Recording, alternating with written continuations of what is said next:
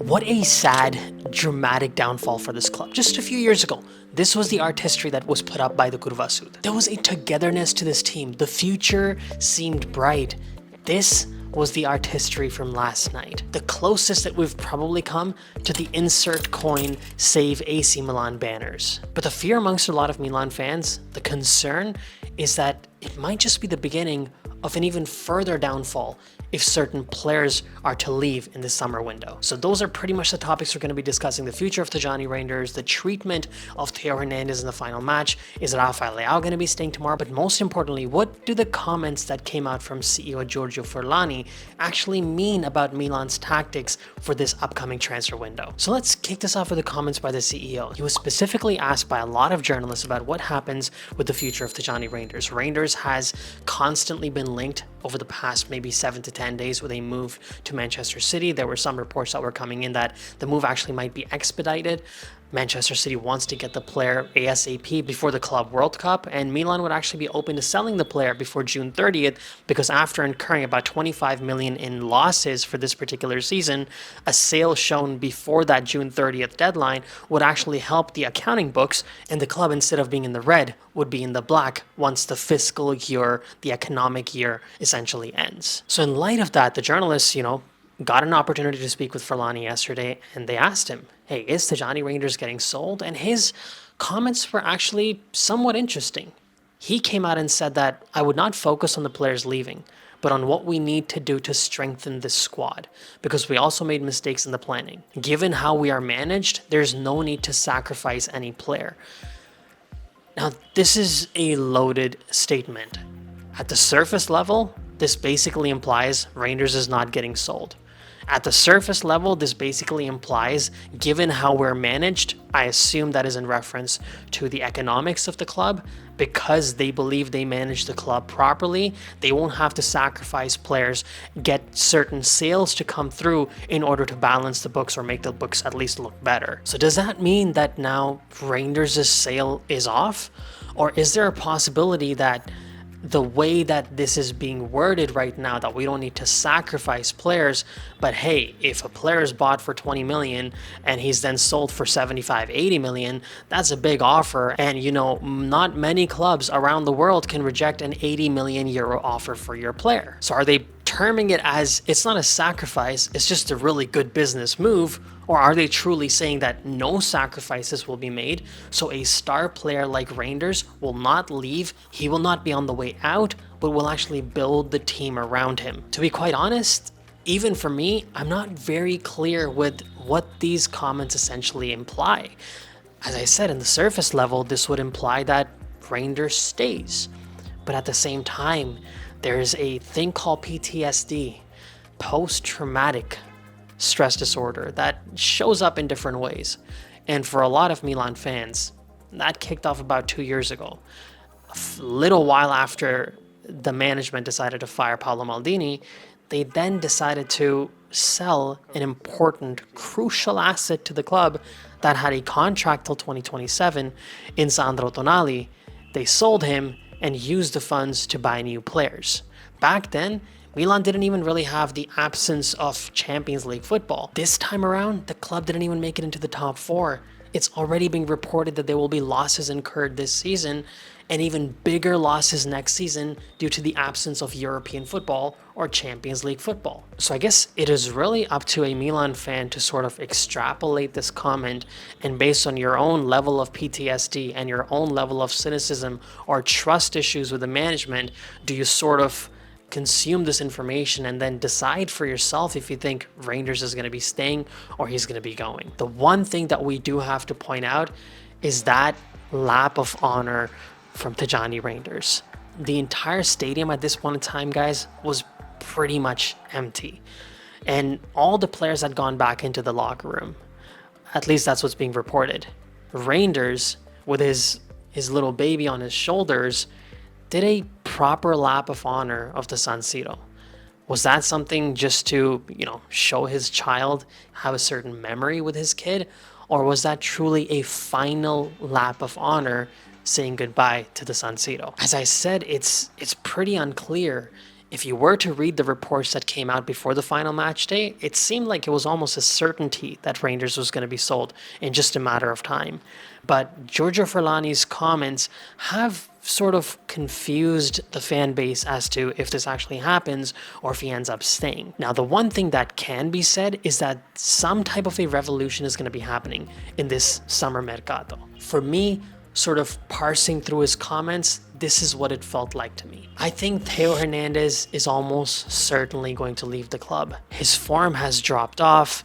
His evaluation has dropped off. He's in the final year of his contract. The two parties cannot come to an agreement at this point in time. And you just kind of get this sense that for a player who's been at the club for almost 6 years now, a cycle also seems to be sort of ending. Also keep in mind, there's been some off the field stuff that has happened with Theo in Milan as well that, I guess you guys can sort of Google that, but there have been some pretty controversial things, some false allegations that were made against him that probably took a toll on him mentally, took a toll on his, in his home life. And there's a possibility that the guy just feels like, I've kind of done everything here. I just didn't win a Coppa Italia. The other trophies in Italy were won. So maybe I'm just ready for a new experience now. The one part that does bother me a little bit is that yesterday, Theo Hernandez was given 0 minutes to just step onto the field. I know a lot of fans have, differing opinions about this, that, hey, Theo had a really bad season. We don't need to be doing any favors for these guys. But, this is a stat that I put out. I talked about this in the previous video as well.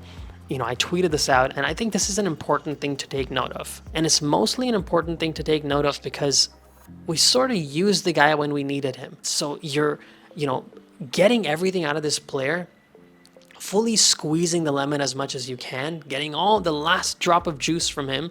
But the day that you can give him a little bit of a farewell, that's the day that you choose that, no, today you're going to get 0 minutes. We got everything out of you for the past 4 or 5 seasons, but on your final match day, we're going to give you nothing. So as I said, I think possibly for me, I think Theo Hernandez is leaving. There's also a good chance that Rafael Leao goes too. Now, think about this. Tajani Reijnders was bought for about 20 million euros. He might be sold for about 70 to 80 million euros. I think Milan can get a very similar price for Rafael Leao as well. He has a release clause of 175 million euros with Milan. At this point in time, his evaluation is not even remotely close to that. He's had probably 2 fairly slow seasons. Slow season by his own standards, because this season he had about 50 match appearances, and in that he had 25 goal contributions. That's a goal contribution every other game.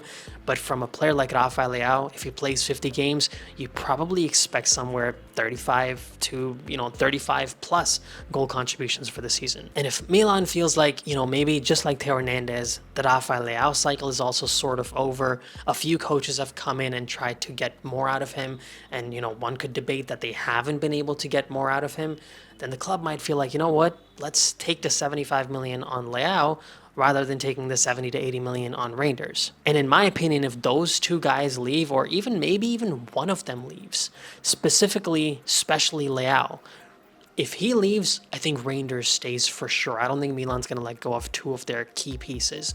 And again, on the flip side, I think if Reijnders leaves, I think there's a chance that Rafael Leao might stay, because same logic again. You don't want to get rid of 2 of your important pieces. Some Milan fans have this opinion that everybody's going to get sold. They're saying Theo, Leao, Reijnders, Mike, Tomori, everybody gets sold. In my opinion, that is almost no chance that happens. But I gotta be honest with you, and I have to put this out on record. Maybe you guys are gonna come back to this and say, Kush, you were so wrong. But I still have to put this out on record, because if the CEO comes out and says that they're not gonna make sacrifices and we're gonna focus on strengthening the club, maybe nobody really gets sold. Players who actually ask to leave because they don't believe in the football project anymore, or because they're done with the club, because they've been here for so long, maybe they'll get sold. But from the club side, none of them get sold, and they're going to focus on actually strengthening the club, as the CEO said. Now, as I said, depends on your level of PTSD. If you're a cynic, you're going to read those comments and say, I don't believe a word of that. But somebody else might read those comments and say, okay, well, you said that, you put it on record, now let's see if sacrifices are made or not. And going back a little bit into the past, when Paolo Maldini was standing outside of Casa Milan, there was a section of the Curva Sud that showed up to show their support for what that management in that case under Elliott, was sort of building out of this club. They came to show their support and chanted in support and optimism for the future of the club. On the flip side, just a few years later, the Casa Milan Square was pretty much flooded with a bunch of the Curva Sud and, other Milan supporters, well-wishers of the club, protesting against what was being done to the club. That fall from grace, from having this kind of artistry to these kinds of displays, and having the Curva Sud, chanting positively for a bright future, to a Curva Sud essentially abusing the management and the ownership involved, that's a really sad fall from grace for this club. And it is truly essential that before we blame players and coaches, it is the upper brass, it is the management that has to seriously look at what kind of decisions they're making for the future of this club. When Maldini left, they didn't feel as accountable to anybody. When Tonali left, they didn't feel as accountable to anybody because they brought on Reijnders and Pulisic. Last season, they finished in second place, so they didn't feel as accountable to anybody because, hey, look, we finished in second. We made Champions League football. Yeah, we didn't win any trophies, but our objective was top 4. There was a lack of accountability from the upper brass of this team.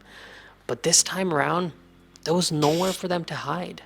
When you finish in 7th, 8th place in the league, you drop out of the Champions League against a Feyenoord side, you lose the Coppa Italia final against Bologna, you can't hide anywhere. You automatically become accountable. That's why there's this switch in the demeanor. And the sad part about that is that if they had just heeded to some of the criticism that was being directed towards them by Milan fans, by management, by former players, by the media, they maybe would have looked at those things and acted on them way before. But instead, they chose not to go with Antonio Conte because we don't want a manager, we want a coach. So we're going to bring in Paulo Fonseca. You had coaches like Antonio Conte available, essentially pleading with you to hire him. He was liking posts by, Italian journalists, Instagram pages about how he was, potentially going to be coming to Milan. He was liking those posts from his Instagram. If they had just heeded the criticism of the fans, why are we bringing on Alvaro Morata? Why are we bringing on Emerson Royal? Why are we bringing on Paulo Fonseca? They wouldn't have ended up making the mistakes that they did and have the reality of not making Champions League, losing on hundreds of millions of dollars, stare them right in the face, and then have to admit that this season was a failure. So at this point in time, we sort of just have to wait to see what the management actually does. They did confirm that official announcements are going to be coming in from next week onwards. I do want to let you guys know that from next week onwards, closer to the end of next week, I will be back in Toronto. I'll be back in the studio. I probably won't be putting out a video until I go back to Toronto now. I'm going to be busy with packing. I got to pack up like 3-4 months of my life here. So I'll see you guys from Toronto real soon. But yeah, that's what it sounds like the management's going to be doing. Official announcements expected to come next week for Iglitare. And then we're going to start to see, with all the conversations and all the the comments of Ferlani recently and all the media reports about Reijnders leaving, we'll then truly start to see which direction this club is about to start trending in. And as always from my side, Forza Milan. Grazie mille, ciao. Did you know Benito Mussolini put an end to the existence of Inter Milan? And the only reason why AC Milan is called what it is because of the fascist leader? What led to the breakup of AC Milan and Inter Milan in that restaurant behind the Duomo is fascinating in itself. But what is even more fascinating